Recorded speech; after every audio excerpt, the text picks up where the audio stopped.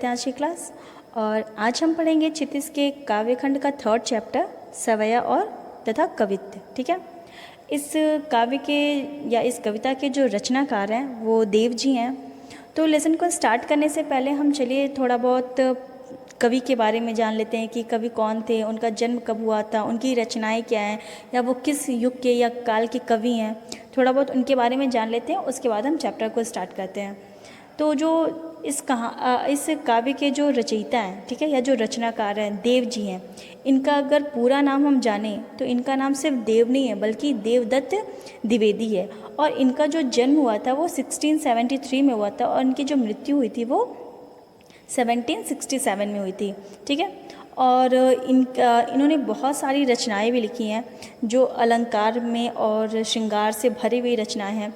और रीज़न सिर्फ इतना ही है, अलंकार या श्रृंगार का अपनी रचनाओं में रखने का कारण सिर्फ इतना ही है क्योंकि ये रीतिकाल के प्रमुख कवि थे।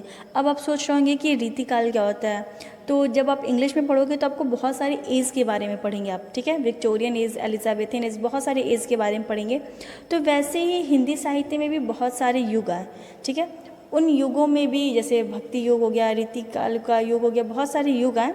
तो उसमें जो एक रीतिकाल था उसमें क्या होता था कि जैसे भक्ति युग में क्या होता था, भगवान के बारे में लोग या भगवान से जुड़ी हुई रचनाएं करते थे, कविताएं करते थे।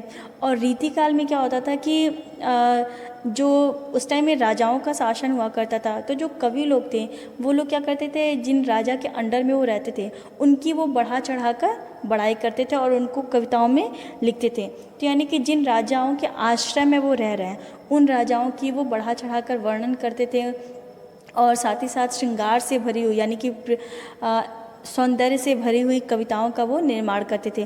तो इसलिए रीतिकाल के बहुत सारे कवि थे जिसमें से देव का जो नाम है वो प्रमुख है। या फिर हम ये बोलें कि रीतिकाल के प्रमुख कवियों में देव का अलग स्थान है या देव रीतिकाल के प्रमुख कवि हैं, तो ये चीज़ें गलत नहीं होंगी। इनकी जो रचनाएं हैं वो अलंकार से और श्रृंगार से भरी हुई हैं। जैसे कि इनकी जो रचनाएं आप देख लेंगे, रस विलास, भाव विलास, काव्य रसायन, ये जो रचनाएं हैं वो अलंकार और श्रृंगार से भरी हुई हैं। इन्होंने बहुत सारी रचनाएं नहीं लिखी हैं, बहुत लिमिटेड लिखा है। आई थिंक इनकी रचनाएं या फिर इनके ग्रंथों की जो संख्या है वो 52 to 72 हो गई। ठीक है, यानी कि 52 से लेकर 72 तक इनके ग्रंथों की संख्या है। और इन ग्रंथों में उन्होंने अलंकार और श्रृंगार से भरी हुई रचनाएं लिखी हैं। अब चलिए स्टार्ट करते हैं इस लेसन के बारे में। ठीक है, सबसे पहले हम स्टार्ट करते हैं इस लेसन के टॉपिक को। लेसन का जो टॉपिक है वो है सवया। अब आप सोच रहे होंगे कि ये सवया क्या होता है। तो आप जैसे अलंकार पढ़ते हैं, ठीक है, तो अलंकार क्या होता है, अलंकार के बहुत सारे पार्ट्स पढ़े होंगे, ठीक है, उनके बारे में जाने होंगे। तो वैसे ही हिंदी ग्रामर में आता है छंद। ठीक है, और छंद के कई सारे भाग होते हैं, दोहा होता है, कवित्व होता है, सवया होता है, चौपाई होता है, सोठा होता है, बहुत सारे उसके भेद, रूप या प्रकार होते हैं। तो उन्हीं प्रकारों में एक सवया भी होता है। अब आप सोच रहे होंगे कि ये छंद क्या होता है। तो छंद वो होता है यानी कि जब हम किसी कविता को गाकर पढ़ते हैं, ठीक है, तो उसको हम छंद के रूप में लेते हैं। ठीक है, और छंद का एक पार्ट होता है सवया। ठीक है, और जो सवया होता है उसमें 22 से लेकर 26 मात्राएं होती हैं एक लाइन में। ठीक है, हो सकता है कि थोड़ा बहुत एक दो एक्स्ट्रा हो जाए, लेकिन जहाँ तक इसकी डिफिनेशन अगर आप देखेंगे तो आप ये चीज़ पाएंगे कि 22 से 26 मात्राएं होती हैं इसके एक लाइन में, या मतलब एक लाइन या एक मतलब जो आप पढ़ेंगे ना, ये लाइन है ना, इसमें 22 से लेकर 26 मात्राएं होती हैं। ठीक है, अब चलिए हम स्टार्ट करते हैं इस लेसन के बारे में। लेसन में ये देव ने क्या किया है, कृष्ण के बाल रूप का वर्णन किया है। ठीक है, और जो इस कविता की जो भाषा है उन्होंने ब्रज भाषा का इस्तेमाल किया है। यानी कि आप इसका मतलब आता है ना, एक क्वेश्चन आता है कि काव्य की काव्यगत विशेषता बताइए या शिल्पगत सौंदर्य बताइए। तो काव्यगत विशेषता में क्या होता है कि ग्रामर से के साथ साथ इस काव्य की क्या क्या विशेषता है वो भी बतानी होती है। और शिल्पगत सौंदर्य में क्या होता है कि ग्रामर से जुड़ी हुई जो भी बातें होती हैं, यानी कि उस काव्य में कौन सा रस है, अलंकार है, भाषा क्या है, कौन सा गुण है, ये सारी चीज़ें बतानी होती हैं। तो चलिए हम स्टार्ट करते हैं इस लेसन को और इसकी काव्यगत विशेषता, शिल्प सौंदर्य और इसकी व्याख्या को स्टार्ट करते हैं। तो हम यही चीज़ बता रहे थे कि इस काव्य की जो भाषा है वो ब्रज भाषा है, ठीक है। यानी कि जो देव की जो रचना है, ये सवैया और कवित्त, ये ब्रज भाषा में लिखी गई है। और साथ ही साथ इसमें उन्होंने कृष्ण के बाल रूप का वर्णन किया है। और बाल रूप का वर्णन करने के साथ साथ उन्होंने क्या किया है, कृष्ण के प्रति अपनी भक्ति, अपनी श्रद्धा को दिखाया है।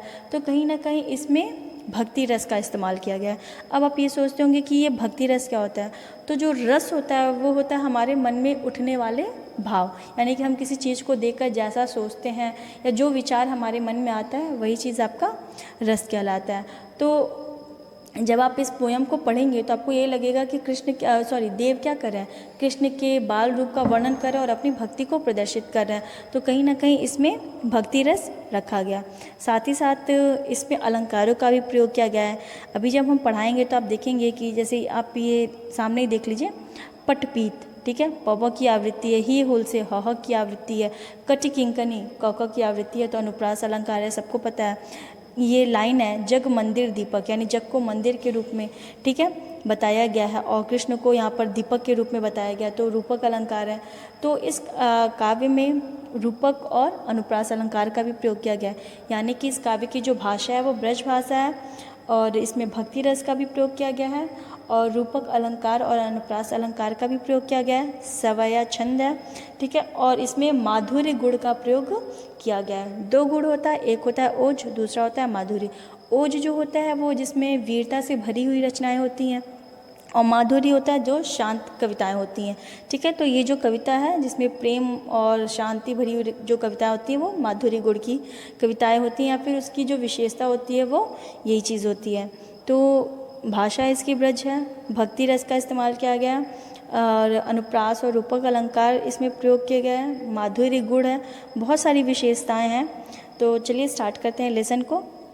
और इसमें जो कवि हैं, देव जी हैं, वो कृष्ण के बाल रूप का वर्णन कर रहे हैं कि कृष्ण किस तरह से, उनका रंग सांवला है, पीला वस्त्र पहने तो कितने सुंदर लग रहे हैं और बनों की माला जो उनके गले में है तो कितनी शोभित हो रही है, उनकी हंसी कैसे लोगों को अपनी तरफ आकर्षित करी है। तो उनके बाल रूप का या उनके बाल सौंदर्य का ही वर्णन इसमें किया है। तो चलिए स्टार्ट करते हैं लेसन को। लेसन में है पायनी नुपुर, ठीक है, पायनी मतलब होता है पैर में और नुपुर मतलब होता है घुंघरू। मंजू बजे, मंजू मतलब होता है सुंदर और बजे मतलब होता है बजना।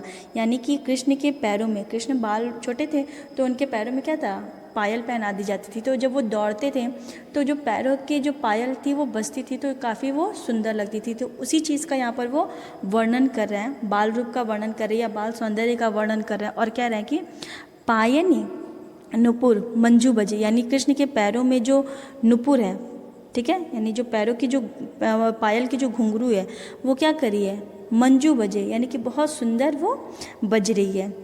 कटि किंकनी, देखिए क की आवृत्ति है तो क्या हो गया, अनुप्रास अलंकार हो गया।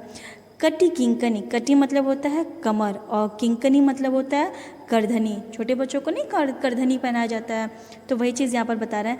कटि किंकनी के धुनि की मधुराई, और उनके कमर में जो करधनी वो पहने हैं और करधनी में जो घुंघरू लगे हुए हैं, ठीक है, उस घुंघरू की जो ध्वनि है वो भी क्या है, बहुत ही मधुर है, यानी कि बहुत मीठी है और लोगों को अपनी तरफ क्या कर रही है, आकर्षित कर रही है। तो यानी कि कृष्ण के पैरों में जो घुंघरू है या जो पायल है और उनके कमर में जो करधनी है उसमें जो लगी हुई घुंघरू है, जब वो दौड़ है और या चल रहा है तो वो जब बज रहा है तो काफ़ी वो क्या कर रहा है, सुंदर या फिर मीठा लग रहा है सुनने से।